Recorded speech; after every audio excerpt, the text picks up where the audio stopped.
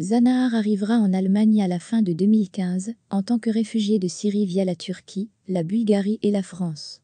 Il emmène sa famille avec lui et vit avec sa femme Fadia, 31 ans, et ses 3 enfants dans un refuge pour réfugiés. La famille n'est en Allemagne que depuis quelques semaines, lorsque la violence domestique a lieu début janvier 2016. Il a frappé sa femme au visage avec une casserole. Il doit quitter l'appartement pendant 10 jours, mais après quelques jours, il y revient.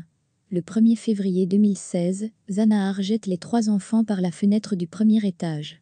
Les corps ont touché du béton. La fille de 7 ans et le fils de 5 ans sont gravement blessés, la fille de 1 an est légèrement blessée, car elle tombe sur son frère. Les 2 enfants plus âgés viennent à la clinique en hélicoptère et y survivent. Le père parle d'abord d'un accident. En septembre 2016, le procès devant le tribunal de Bonn pour dommages physiques dangereux à la femme et tentative de meurtre sur les enfants commence. Le crime vient d'être révélé. Le motif mentionné dans l'acte d'accusation est que la femme n'était pas disposée à se soumettre à lui et à accepter le système de rôle traditionnel syrien. Il voyait cela comme une atteinte à son honneur.